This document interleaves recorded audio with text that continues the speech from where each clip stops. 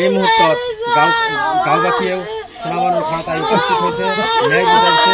গাঁওবাসী এটাই দাবি উত্থাপন করেছে যে সোনাবানু ভারতীয় ডিপুটার সংক্রান্ত আদালতত গোচর চলি আছিল, তার মাজতে হঠাৎ অসম আৰক্ষীয়ে মাতি নি এনেদৰে ভাৰত বাংলাদেশ সীমান্তৰ নোমেন্স। খুবই দুঃখিত আৰু বহুত আবেগিক হৈ গৈছে। এজন মাতৃয়ে 4জনী ছোৱালী লৈ গিৰিয়েক মৃত্যু হোৱাৰ পিছত আছিল, পোহপাল দি আছিল, বহুত কষ্টৰে চলিছে। কিন্তু তাইক আজি তেওঁলোকৰ মাজৰ পৰা অসম চৰকাৰ, অসমৰ বৰ্ডাৰ ব্ৰাঞ্চে, সীমান্তৰক্ষী বাহিনীৰ সহযোগত তেওঁক উঠাই লৈ গৈছে। তেওঁক থানাত নিছিল, থানাত কল কৰি নিছে, তাৰপৰা SP অফিচত নি আমি এতিয়া জানিবলৈ পাৰিছোঁ বা মোবাইলত দেখিবলৈ পাইছোঁ হোটেল চেনেলত যে তাই বাংলাদেশ আৰু ভাৰতৰ যিখিনি নো লেণ্ড এৰিয়া আছে তাতে তাৰমানে ৰাখিছে। গতিকে এই পৰিয়ালটো কেনেকৈ চলিব?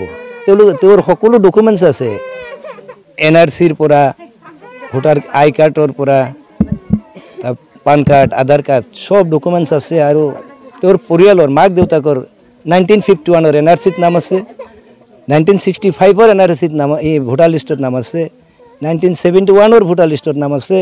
এনেকৈ কণ্টিনিউছলি যিখিনি ডকুমেণ্টছ এজন ভাৰতীয় নাগৰিকৰ কাৰণে প্ৰযোজ্য, গোটেইখিনি ডকুমেণ্টছ তেওঁলোকৰ আছে। থকাৰ পিছতো কেনেকৈ তাই বিদেশী হ'ল, তাই কেনেকৈ বাংলাদেশৰ বৰ্ডাৰত নি থৈ দিলে? এইটো এটা অন্যায় হৈছে। এই অন্যায় বন্ধ হ'ব লাগে। এই নিৰহ পৰিয়ালটোক সকাহ দিয়াৰ কাৰণে আমি ৰাইজে অনুৰোধ ৰাখিছোঁ।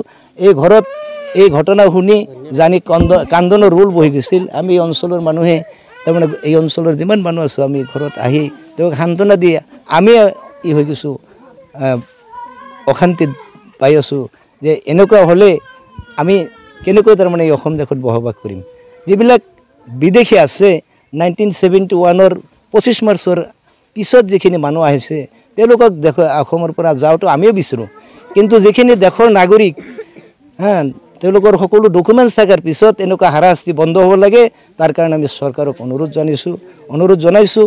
আৰু যদি বন্ধ নহয়, আমাৰ যিখিনি বিভিন্ন সংগঠন আছে তেওঁলোকক আমি আহ্বান জনাইছোঁ যে তেওঁলোকেও চৰকাৰৰ লগত যোগাযোগ কৰক। যদি কিবা আছে সুপ্ৰিম কোৰ্টতো আবেদন কৰিব পাৰে, বা ৰাষ্ট্ৰপতিক এইবিলাক জনাব লাগে, প্ৰধানমন্ত্ৰীকো জনাব লাগে।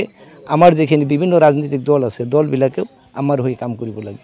এই নিৰহ পৰিয়ালটোক আমি সকাহ দিয়াৰ কাৰণে, এই নিৰহ পৰিয়ালটো যাতে শান্তিত থাকিব পাৰে, ছোৱালীকেইটা যাতে মাকৰ আশ্ৰয়ত থাকিব পাৰে, তাৰ কাৰণে আমি ভাৰত চৰকাৰক অনুৰোধ জনাইছোঁ যে তেওঁৰ যিখিনি ডকুমেণ্টছ আছে সেইখিনি ছোৱালীজনী চাই তাইক এই পৰা মুক্তি দিয়ক।